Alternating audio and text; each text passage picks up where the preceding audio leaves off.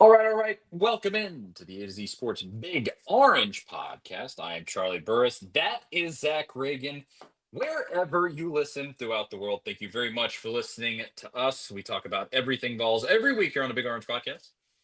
If you want to listen to that on the reg, go over to the A to Z Sports Podcast Network feed on Apple or Spotify. When you get there, rate, review, but you got to subscribe. If you do subscribe, you won't miss our shows when we drop them on Mondays or Tuesdays or even sometimes Wednesdays, depending. It is a Tuesday right now at 5:30 p.m. And that means that we are live on YouTube, the A to Z Sports Tennessee Volunteers YouTube channel. Go over there. Make sure you subscribe. And specifically when you get there, hit that notification bell. Hit like on this video. I mean, we appreciate that too. I'm so bad at doing all the YouTube stuff. Like on the video, subscribe, notification bell. But if you do hit the notification bell, you'll be notified when we go live. And you can join in on the show, be a part of the show. It's always a ton of fun going back and forth with everybody. Still, audio still a little bit of a work in progress, Zach, but we do have it improved for right now. My computer's been crapping out on me. It's been very annoying. We're getting there. Should be a little improved today, if nothing else. But at Charlie_Burris, at Zach TNT, at A to Z Sports, A to Z Sports.com for the stuff that Zach writes on the internet. You know where to find us. All right. Zach, why? Why do we do this to ourselves? Maybe one of the most just crushing games I can ever remember watching. While at the same time, I mean, I walk away having a pretty good feeling about the rest of the season. That's going to be the thrust of the show tonight. What does the rest of the season look like in light of that Georgia game? But man, what's up, Zach?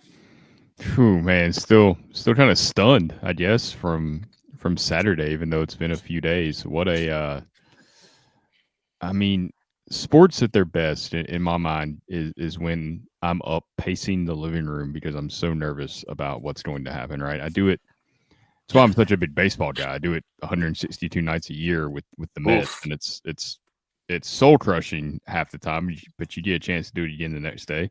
With football, it's a little different. You got to wait, so it's even worse when you lose those football games because you don't get to just put the ball down and go play again the next day. It's tough, but that one was like you said. You walked away from it feeling all kinds of mixed emotions: encouraged, sad, depressed, like everything. Like why couldn't Tennessee just pull this one out? It was right there. But at the same time, it was different than some of those like Florida losses over the years or some of Yeah. those Butch Jones losses where you just did something real stupid. And I know there's some decisions in this game I'm sure we'll touch on here in a few minutes that are, questionable and a lot of what ifs, but man, for the most part, Tennessee played a really good football game against They what I think did. is going to be a really good team this season. I mean, it's honestly, that's the thing that's probably making me the most bitter. You got, and honestly, on tonight's show, we're going to review the Georgia game. If you want immediate reaction, go back. Myself, Jonathan Crumpton, former Vols quarterback, talked about it in the post game on this very YouTube channel. You can go find that there.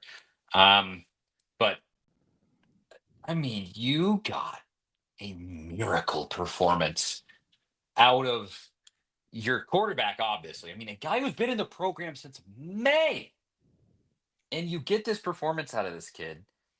That I mean, he starts out 14 of 14 for like 215 yards. Just like I said, miraculous, unbelievable. That word gets way overused by me, and I mean it. I was stunned by what happened in that first quarter.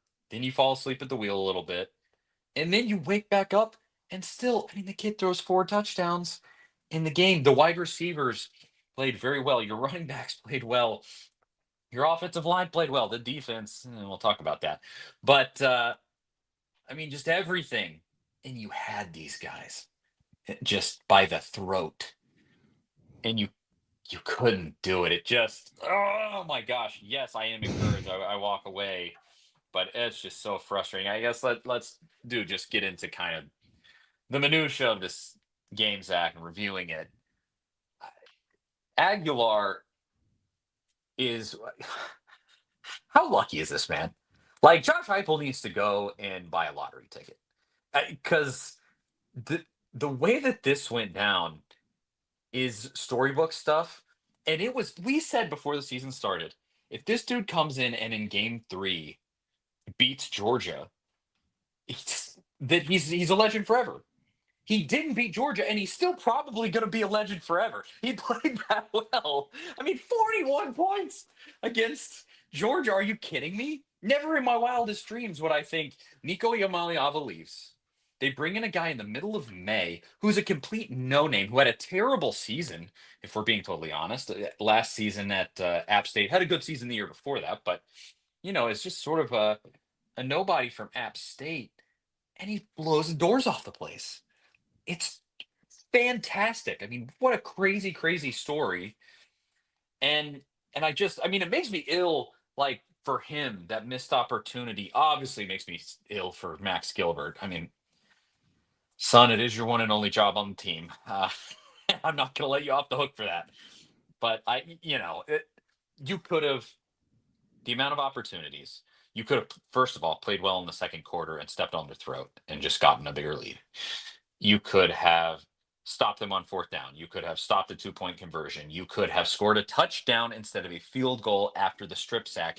You could have done all of these things, scored a touchdown in overtime, 10,000 opportunities that you had, and you just never shut the door. And so, Max Gilbert, yeah, you didn't do your job, and that's tough.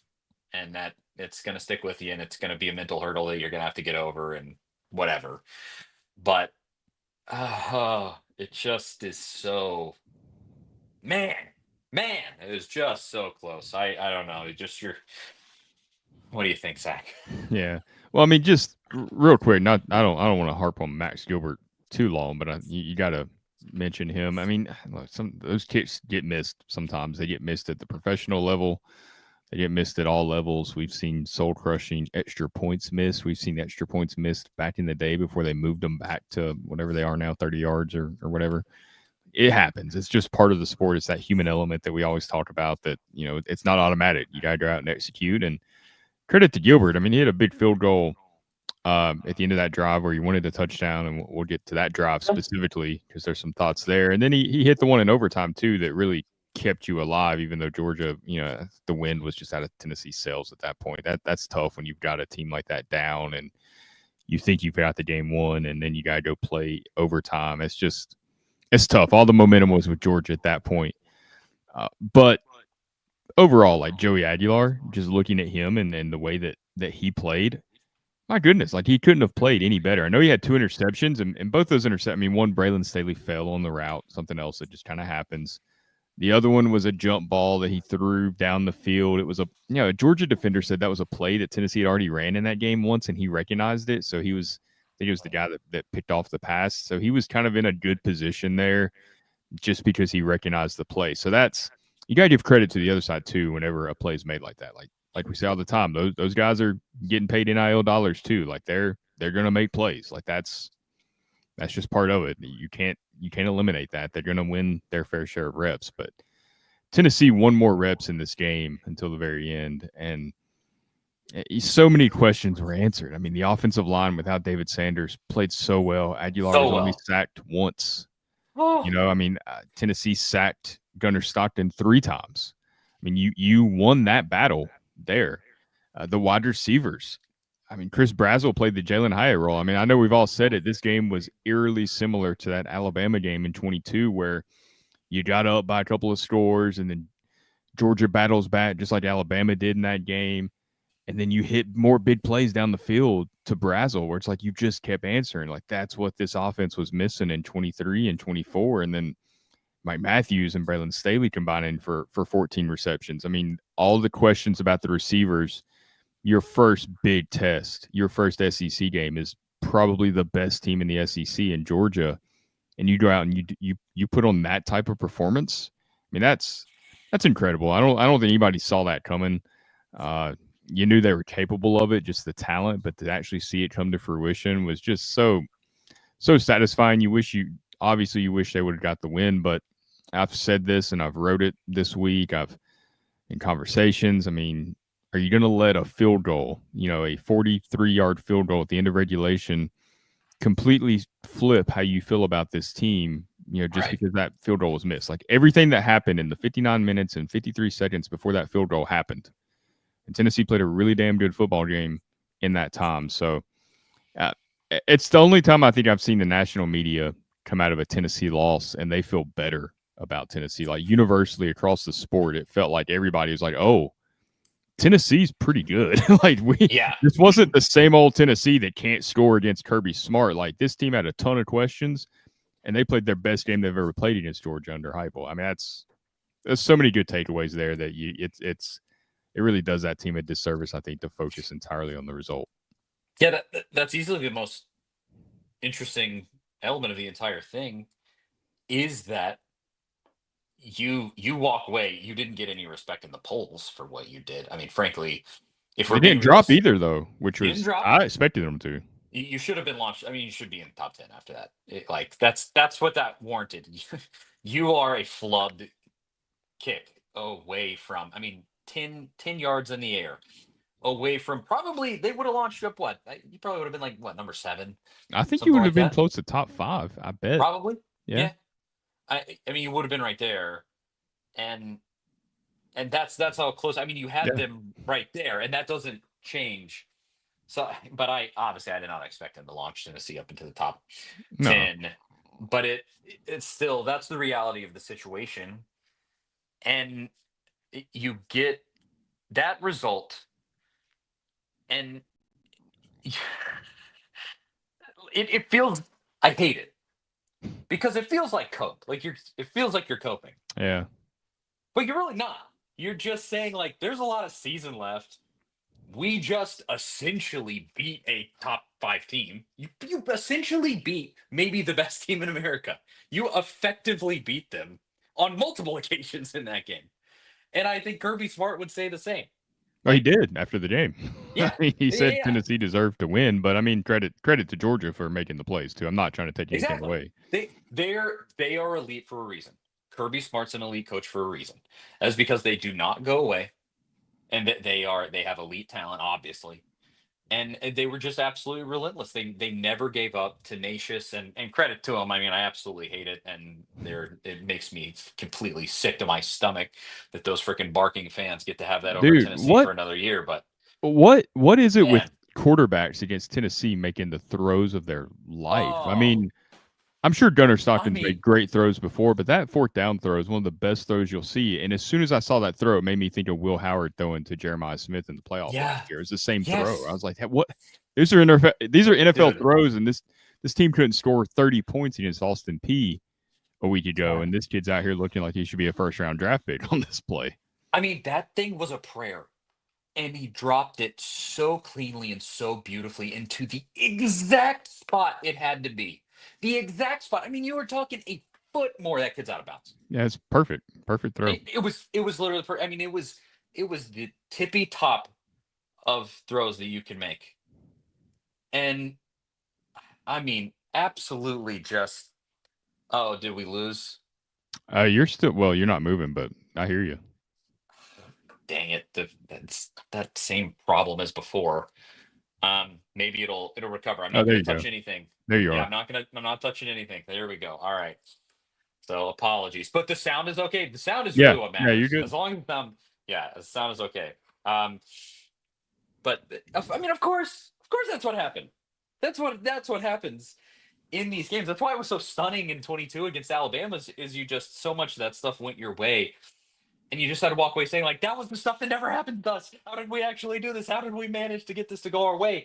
And I mean, some of the other stuff, some of the calls, the missed OPI in on the touchdown. I mean the game time touchdown, then the mishold in overtime, and all these things. I mean, you have to have those things go that way Yeah, for you, especially when you're at home. I mean, I don't know why Tennessee's not getting that home whistle. That's frustrating.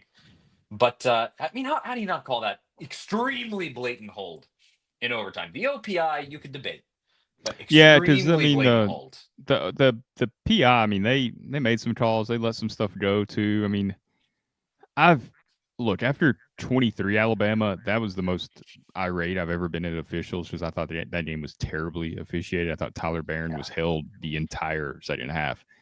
This game, like, there's some stuff both ways that I think you could You're like, Yeah. but for on the whole, like I didn't have any problem really with the way the game was officiated. I thought both teams got some calls and both teams had some things go their way. Yeah. And you just like that's an element in all of that is Yeah, that when it's I when mean it's it's part of it. Yeah, razor you're right. when the margins razor thin, I mean that is an element. Everybody's always like, well, you should just be ahead by more. Well, that's easier said than done. Okay, how about you go out there and you coach against the Yeah, it's best coach in the Kirby sport Smart. right now, and yeah, like you go call the plays that are going to beat the best coach in the sport. Yeah, yeah, yeah. Now let's get to this. We haven't even got to the defense yet, which is a whole element, but Josh Heupel's calls in this game. You can go check our post game with me and Jonathan Crompton. He kind of stood up for Heupel and gave Heupel didn't give him as much grief as I think a lot of people are for some of the calls that he made, but specifically after the strip sack, you get the ball and you can essentially it would have ended the game. You would have won. Georgia did not score enough in the remainder of the game uh, to tie. And if you score a touchdown there, you win. And they hand the ball off, but they don't hand the ball off. And I don't even necessarily have a problem with that much. That's not an unsound strategy. You could have thrown the ball, and I would have had zero problem with it. But you ran the ball with the guy that's not your best, clearly not your best running back. Yeah, Where's Star Thomas? Why is he not out there? Why is he not out there? Why is he not out there more? Why is he not getting 20 rushes a game, 5 for Deshaun Bishop, Peyton Lewis if one of those guys get hurt? Like that's to me, I don't know if it needs to be exactly like that, but I think you could make an argument that it should be. yeah, he's your best running back, He is. no doubt. Period. And It's Bishop not can't close. catch. Bishop needs to wear gloves. He can't catch. He's dropped. I've Yep. seen like 3 or 4 drops now in the past 2 weeks. That's too many. We've been talking about how the running backs need to get involved in the running game. You got to catch the ball. I mean, those are you can't drop Infuriating. those. Yeah, Yeah. And but I'm with you. Star Thomas should have been in on yeah, that what are we drop. doing?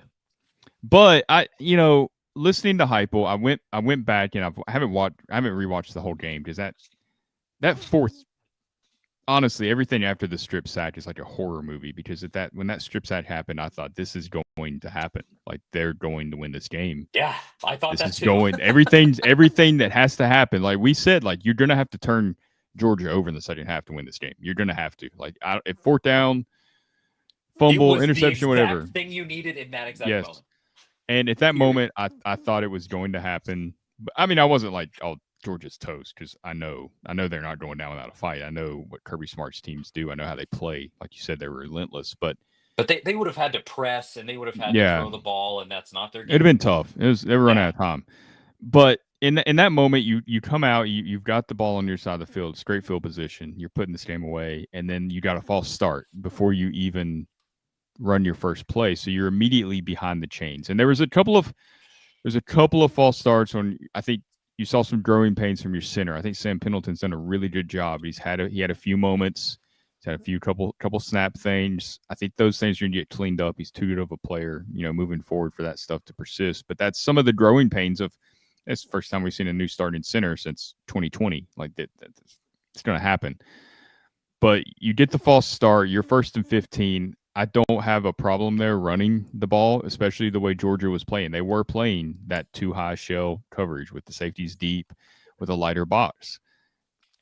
I think running it there was the right move. I'm with you though. I think it should have been Star Thomas. I think you maybe execute a little better there and get in a better situation. I think they picked up 9 yards on those 3 plays, 3 straight running plays. You got the 4th and 6, and at that point, Heupel wasn't willing to take the gamble on going for it. I think if it would have been like 4th and 3, 4th and 2, maybe he does. But all those plays were against a fairly light box. You would have expected to get. I think that was the strategy. I think he thought they were going to Yeah. get to like 4th and 3, 4th and 2, They were if daring not you pick to up the run. first down. Yeah. Yeah, and on that last run, that 3rd down run, when you go back and look at it, they had it blocked okay, but I think if Bishop would have taken the run outside, it would have stood a better chance of picking up some yardage because once he went up the middle, I think it was Kitzelman had the block on the Georgia player. He pulled off and was able to trip it. And that might have been the second down. I can't remember if it was second or third. Because there was one where the safety came up for Georgia and made a really good play. You got to tip your hat, right? He made a good play. But on one of the runs, I felt like Bishop could have taken a different lane. The leverage was wrong. Like they had the outside blocked, and he could have went to the outside and picked up the yardage. And he went inside. Kitzelman couldn't hold that block. He would have been holding, and then he would have been in Yep. an even worse spot. He had to let go of his, had to let go of the block, and that kind of screwed that play from the beginning. So it was just one of those things where it's like sometimes it just doesn't go your way, and I know that's hard for people to accept, and you want to go back and you want to blame everyone, but sometimes the other team's just in a better call, and just getting behind the chains like that, maybe you go back on that second down and you try to throw the ball and maybe pick up like a 6-7 yard play since they were playing so soft. I think that would have been reasonable. You've been in a much better third down situation then. But I mean, I'm sure Josh Heupel's looked at that tape and thought the same thing. He's looked at it and seen what he could have done differently or what could have been executed better. Hindsight's 2020. It's that's one though that's going to haunt Tennessee fans for a long time. Unless they finish off this season really special or see Georgia again in the SEC championship or something like that and get a win. This one's going to haunt them for a long time, just like that. Just like that 2017 Florida game or any of those. It's just like, man, if you'd have came through in this one situation, you wouldn't have even had to worry about Max Gilbert having to kick a game-winning field goal, with 7 seconds to go. You lose 2 more games, this is going to be one of the most haunting losses of all time for Tennessee. I hate to put that out there. And the way they played in that game, I think your chance of losing 2 more games now, I feel much better about you not doing that after how you looked in that game. But man, if you do and you miss the playoff, that's just so brutal. I mean, you had these guys beat. They were beat on multiple occasions, period. And you blew it sky high. And there's no getting around that. So now to the defense, to just kind of wrap up that discussion before we move on to this. How do we feel about the rest of the season in light of what we just watched? The defense, got to give them a little leeway because there's injuries. James asks in the comments here, he says, weren't the DBs out with injuries? Not just the DBs. Obviously, you had Jermon McCoy and Gibson out. And I actually listened to Chris Lowe on a thing with VolQuest afterwards. I don't think anybody had straight up written this, but Chris Lowe said he's out for the year. Gibson. Chris Lowe. Sorry, Gibson's out for the year. Yeah, sorry. Chris Lowe said that, not me. So, and so that's tough. Jermon McCoy may come back, but that's such a big loss because Ty Redmond got ripped to shreds. Oh my gosh. I mean, I think the final stats were something like 100 plus yards passed against him, a touchdown, 6 or 7 catches on 8 targets or something like that. I mean, it was just, they said, here's a freshman. Let's treat him like a freshman and we're going to haze this kid. Yeah. Well, I mean, that's what Tennessee did against Syracuse in their true freshman corner. I mean, that's what good coaches do, especially early in the season like this. That's his first SEC game ever. I think Redmond's going to be a really good player. The fact that he's even on the field that much in an SEC game shows you just how much talent he has. But, I mean, I think everybody's got to go through one of those games and just kind of get your feet under you and like, oh, yeah, this is what it's like playing in the SEC. And I think that's true of the whole team. We'll get into this in a second when we look at the rest of the season. I think that's true of the whole team. They'll be better. The whole team will be better because they played this game, win or lose. But yeah, with Redmond there, I mean, there's going to be some growing pains, and you saw that Saturday. I definitely think this game, defensively is much different for Tennessee if Jermon McCoy and Ricky Gibson are in there. I mean, that's just. Colton Hood played really well. He's a good player. I mean, you're so fortunate that you landed him out of the transfer portal. I mean, what a gift that was. Where would they be without him? But they got to develop some depth there because who knows when McCoy's going to be back, and if Gibson is indeed out for the rest of the season. I mean, you can't count on anyone staying healthy. I mean, you hope they do, but you need some depth there Yeah, because nothing's promised when it it's comes to health. it's probably a little bit of an oversimplification, but if Jermon McCoy plays in that game, you win. If Probably. I Jermon mean, McCoy plays, you win the game. he's the reason you won the Alabama game last year. You Yeah, don't win the Alabama game last year without Jerron McCoy. yeah, they would have had an additional touchdown that he sniped, and that's there's just some stuff like that that's just painful, painful, painful. Looking at it, and then you have David Hobbs out on the defensive line. You have Jackson Moy out on the defensive line. I don't think you lost because of those, but in the second and third quarter, your interior defensive line got absolutely bullied. Yeah. That drive coming out into the third quarter, first drive of the third quarter from Georgia, where they didn't throw a pass and they just said, "We are better than you. Our players are better than you. We're going to impose our will now, and we will score." And that was just them looking at Tennessee's interior defensive line and going, "Yeah, go ahead, try to stop us. Go Yeah. ahead." And you can't do it. And that drive probably cost. I mean, it cost Tennessee a whole possession at least because it was what 8-9 minute drive. I mean, it was just one of Yeah. those death march Ooh. drives that Kirby's been famous for at times. I mean, you had those, you had those in the 22 game in Athens. As Yeah. little more because the weather. That was the whole game. Yeah, but yeah, I mean those are things that you've got to. That's why you need this defensive line depth in SEC play, and you're not going to go against a more physical offensive line. I don't think than Georgia's. I know they haven't been as good as they've been in the past. I mean, just because maybe they don't have some of the same elite talent. I mean, they have the elite talent, but yeah, they just don't have some of the same players that where they're at in their development, whatever the reason. But that's still one of the better offensive lines you're going to play all season, and it exposed why you need that depth. And as good as Tennessee's depth has been along the defensive line, you graduated a few guys, you're down a few players. I mean, it doesn't take long for that depth to get used up. Yeah, absolutely. And you have I don't know. I don't like ragging on individual guys. Turrentine had a terrible game. Linebackers were fine, serviceable, fine. It Yeah, wasn't. I think Arian Carter's still learning on the job at times. I know he Yeah. doesn't have a ton of experience playing that position, but he's a junior now, so it's hard to throw that out there. He's really good against the run.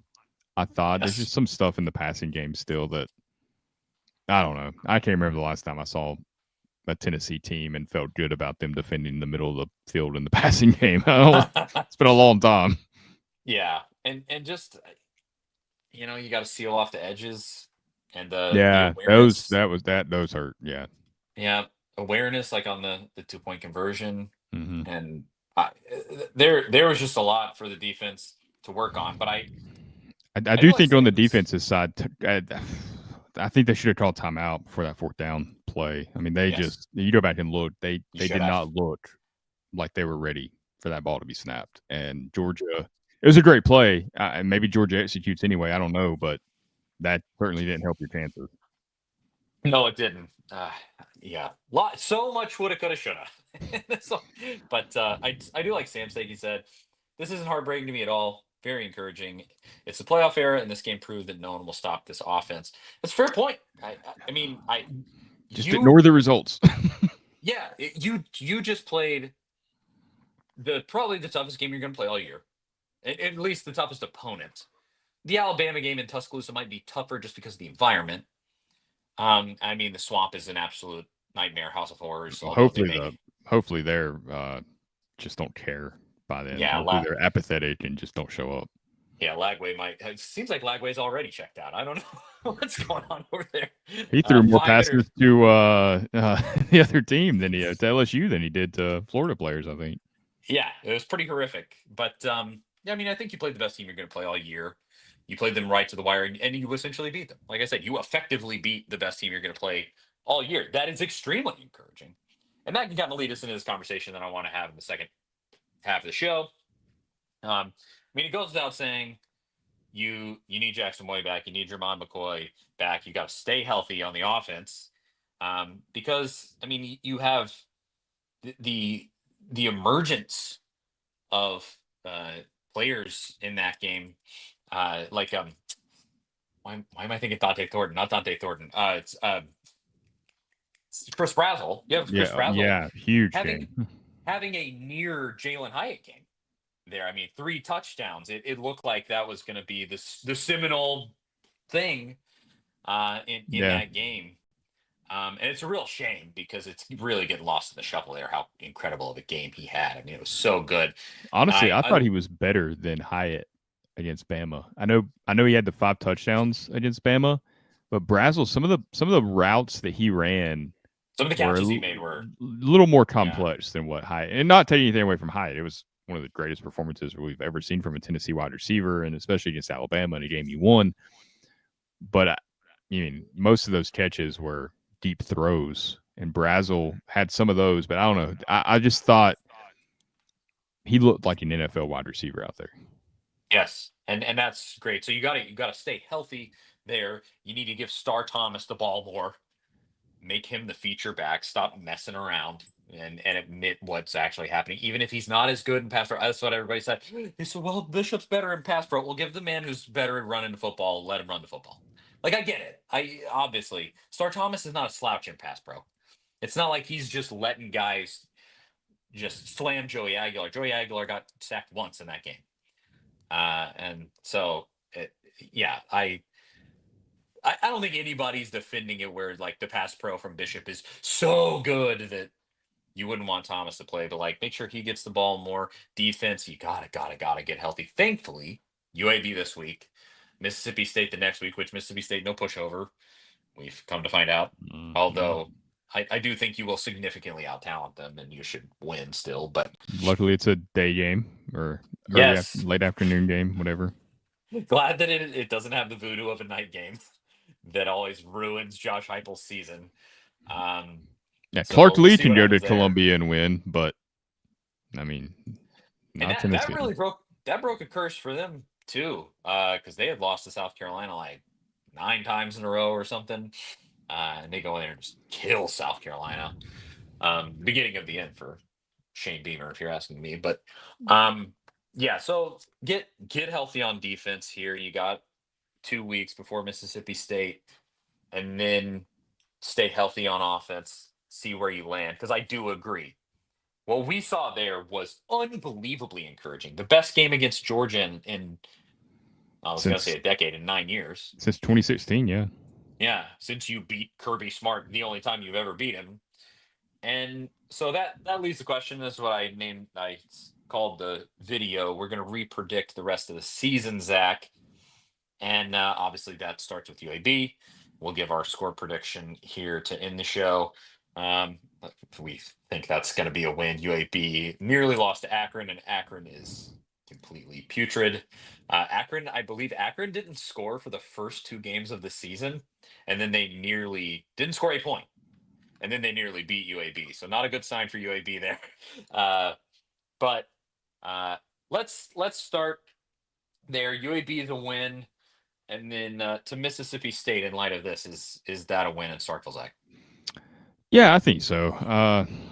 I mean that game obviously we know it has the potential to go sideways, being a road game, but Hypo has won. I mean, they won at Oklahoma last season. They've won at Kentucky. They've won some of these road games in similar-ish environments, so it's not like they can't. I think you've seen this team, this program, continue to take steps in those areas too. Like they played really well in Tuscaloosa outside of a quarter and a half or whatever in 23. I thought you played well in Athens last year, and Yeah. it got away from you a little bit there at the end. So I'm not as concerned about that as I have been in the past. I think they'll be well prepared. They're not going to catch anyone off guard. This game's always unique, or it's been unique the last 2 seasons because of going up against Jeff Levy, who runs the same offense as Heupel. Though Heupel's offense is evolving quite a bit. I mean, that's one of the things that Yes. you've got to be pleased with this season is the different formations. You've seen some condensed formations, some more pro style looking stuff. And Jarrett Garantano broke down some plays. And anyway, you're going up against a Mississippi State team that you're gonna you know what they're going to run. Like this is what Tennessee's defense sees every day in practice. It's what Mississippi State's defense sees as well. But like you said, Tennessee's got way more talent. So I don't feel like I'm going to pick Mississippi State to win in an upset. I don't know how good Mississippi State is yet anyway. I know they beat Arizona State. How good's Arizona State? You know, Right. I mean, you don't know. I mean, if they were in the ACC or the SEC or the Big Ten, are they like the lower third of the conference? Are they that type of opponent? I don't know, but I'm not. I think Mississippi State's better. I'm not sold on them as you know being a threat to win the conference or knock off Georgia or something just because that one win. Yeah, I'm in no way convinced by Arizona State.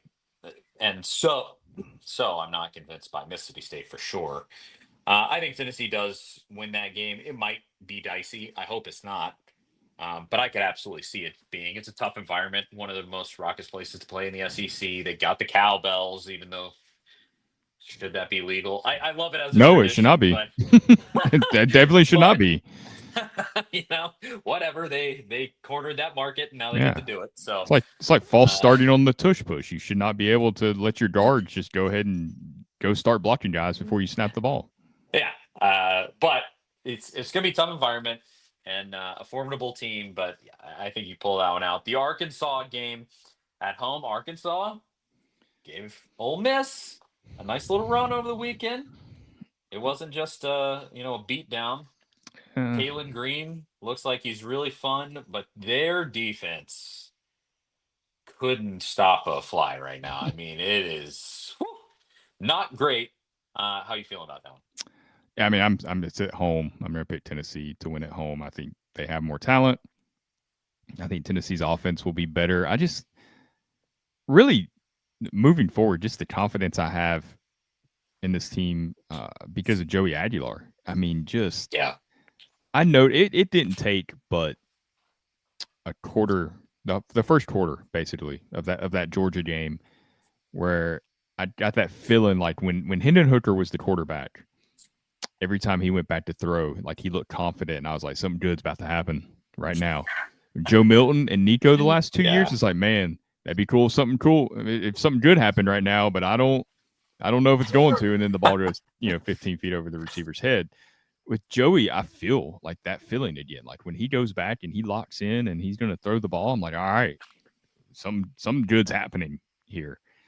So just that confidence I have from him, I don't see Tennessee losing to Arkansas at home. I think you got a little bit of the revenge factor after the way you lost in Fayetteville last season to them, and prevented you from hosting a playoff game. Basically, that game did. So they won't be overlooking Arkansas, and I think that'll be a pretty rowdy crowd. It'll be the first game after the bye week, I believe. So I think Yep.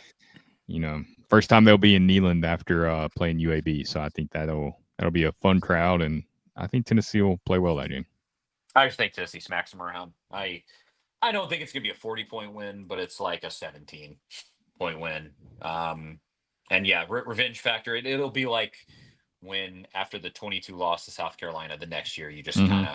you just sort of beat South Carolina up. Yes. I think it'll be kind of like that. So two wins there. Then do Tuscaloosa, October 18th, third Saturday in October. I am gonna say Tennessee wins this one. To me, I Alabama and this win over Wisconsin suddenly. Oh, we're back. We're respecting Alabama again. Alabama's good again. They beat a absolute garbage Wisconsin team. Oh, they're great once again. Ranked ahead of Tennessee, in fact. Um, and so yeah, give me a break. I think this is where Tennessee finally snipes Alabama and Tuscaloosa, and that's going to be the signature win for the season. Um, that's where I'll go. It's going to be. I think it'll be a borderline instant classic like we just watched with Georgia. It's going to be incredibly stressful and crazy and ridiculous. But Joey Aguilar does get his signature win while he's here. I don't know. There's just something about that one. I'm just feeling it. I think Alabama's going to be scared going into that game. Kalen DeBoer obviously coaching for his job because that fan base basically wants to throttle his neck. And yeah, I just for some reason I just like it. Yeah, I don't know. I don't feel like I know enough about Alabama yet. Like they're so up and down at under DeBoer. Like I don't feel much different about them than I did last season. After they won that game against Georgia, almost blew it, but held on to win. And it's like, all right, you win that type of game, then you lose to Vandy. You lose to Oklahoma.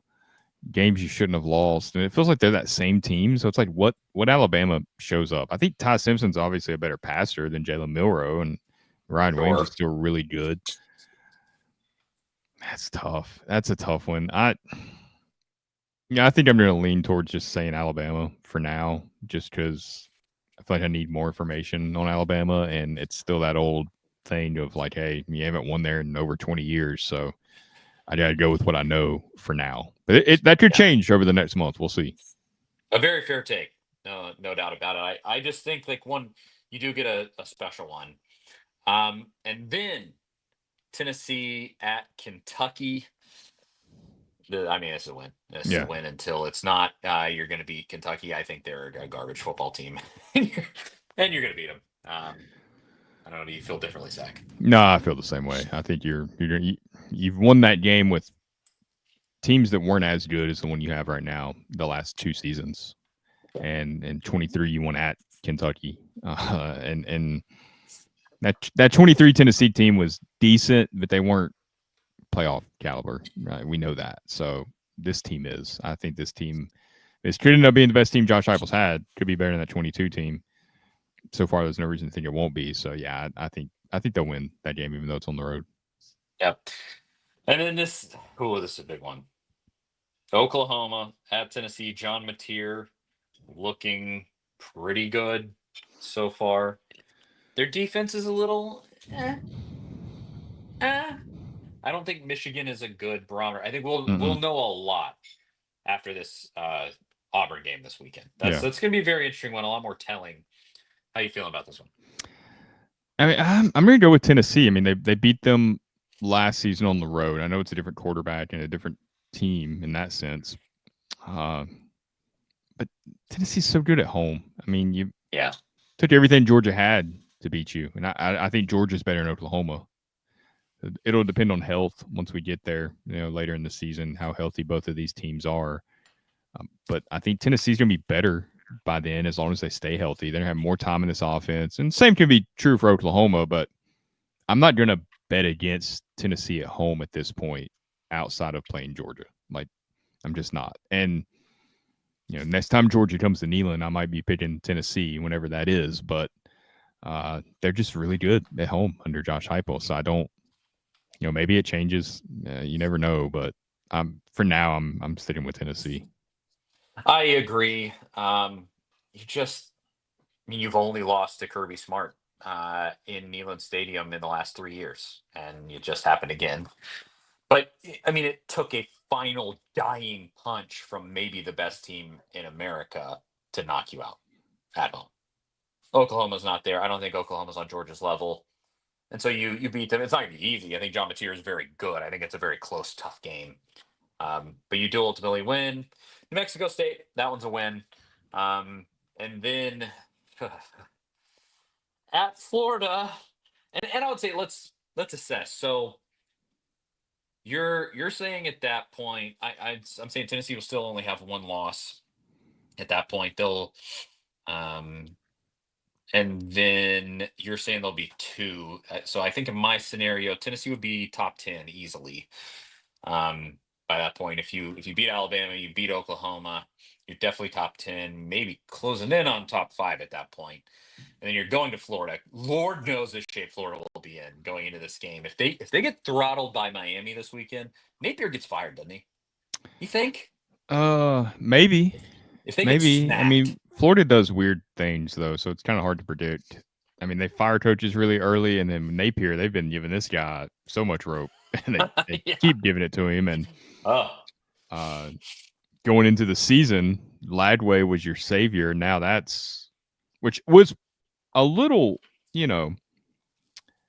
everybody gets crowned way too soon in college football now, especially at the quarterback position. It's all hype. It's all hype.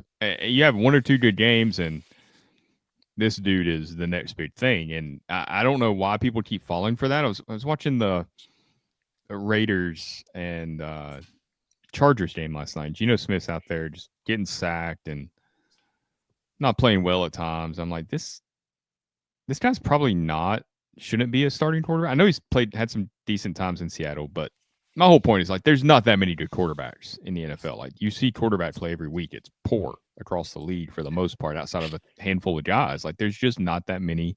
It's a really hard position to play. Ladway ain't the guy so far that's going to save Billy Napier. He's not this just you know just dynamic player that's like a Cam Newton type guy that's going to carry your team to the playoff. Like some people thought they were because they were in some playoff predictions. So yeah, I do think things should go really south there really quick for Napier if he loses to Miami and loses some more games.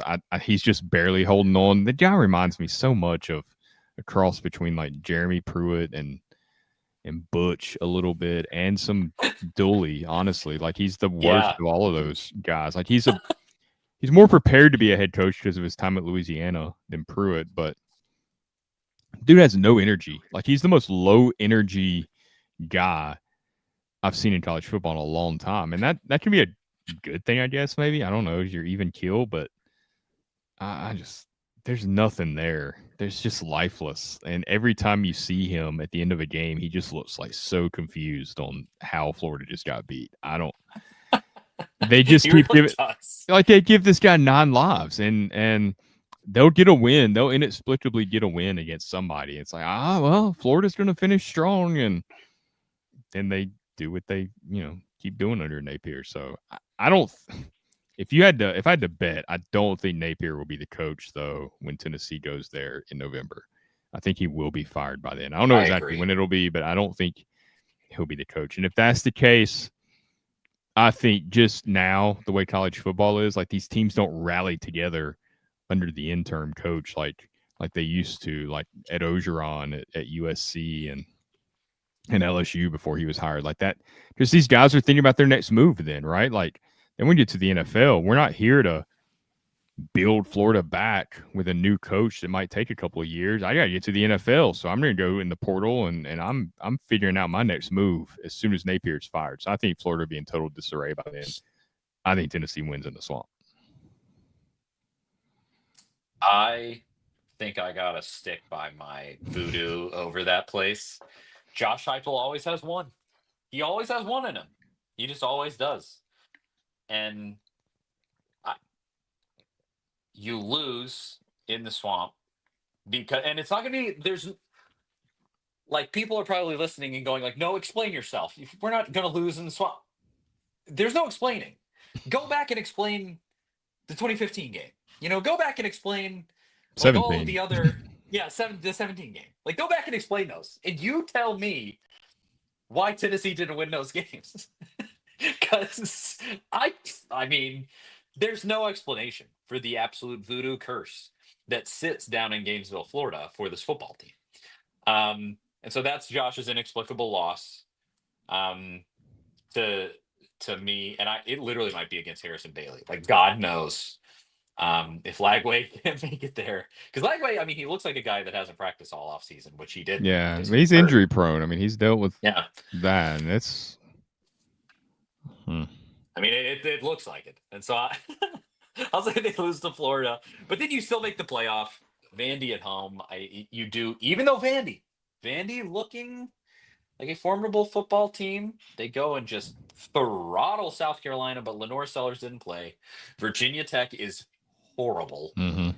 They just fired Brent Pry, and so yeah, you beat Vandy. I mean, it's in Neyland with the playoff on the line, and so you're gonna beat Vandy. Yeah. That's my prediction. I Vandy's not didn't do. sneaking up on anybody anymore with Pavia there. Yeah, and even Clark Lee.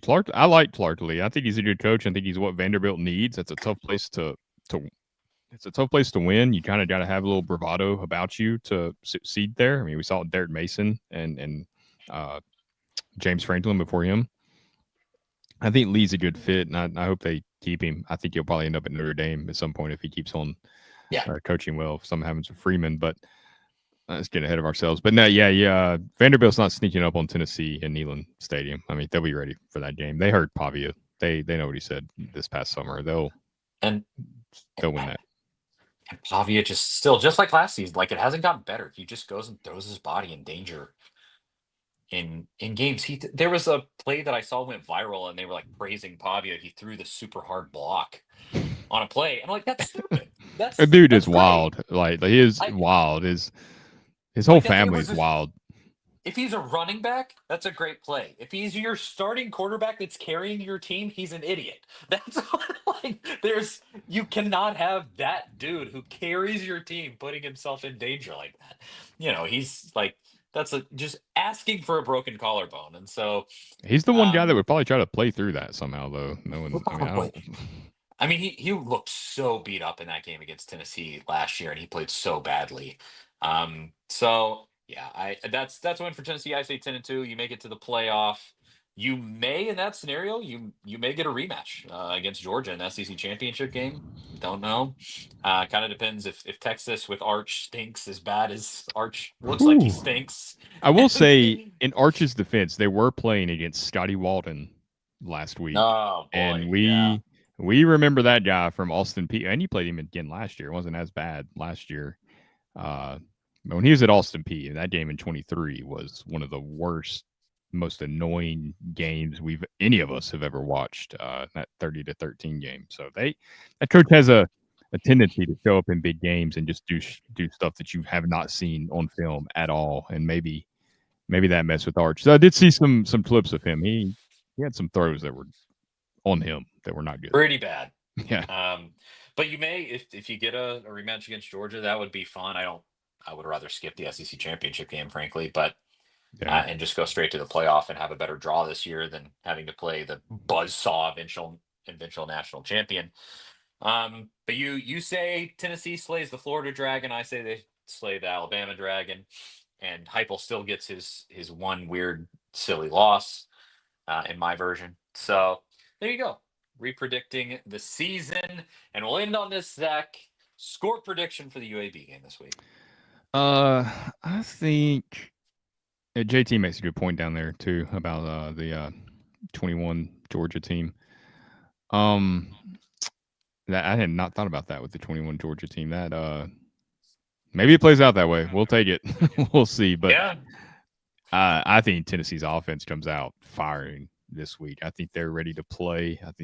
I think they know what happened, and they know they had Georgia. I think they're gonna be pissed off they didn't finish it off, but they know who they are, right? Like it's the Dennis Green. Like we are who we thought we were, and so I think I don't know 62-10. I've been doing a little light on the points, so Yeah. maybe we should up it a little. I mean, like I said, UAB Akron had not scored in their first two games of the season, and UAB almost lost to them. So I think their defense might be in a rough spot. Yeah, Tennessee's going to score at will. Maybe late in this half, just like against ETSU. Maybe UAB scores a couple of times. Yeah, I'll go for yeah, kind of the same. I'll do 65-10. There you go. It's there's some field goals thrown in there. Yeah, you know what Trent Dilfer, the head coach of UAB. I mean, he provided some of the probably the most wise football advice I'd ever heard when he was on NFL Network quite a few years ago. And he said, you cannot lose games and still win. And that is 100% correct. So hopefully he does not follow that advice because, Truly, he is not wrong. I I mean, he's cannot not. No, fault him for saying that. he's spot on. You can't lose games and still win. Unequivocally true. Some wise words. So we'll see what Trent can come up with in this game. I'm Charlie Burris. That is Zach Reagan. That's a show. Thanks for tuning in. Hopefully next week's isn't so painful. But if it is, we'll still be here to talk about it. Me and Jonathan Crompton back as always. Halftime post game right here on the A to Z Sports Tennessee Volunteers YouTube channel. Go check it out. And yeah, I think that's it. Yeah. All right. We will talk to y'all next week. See you guys later.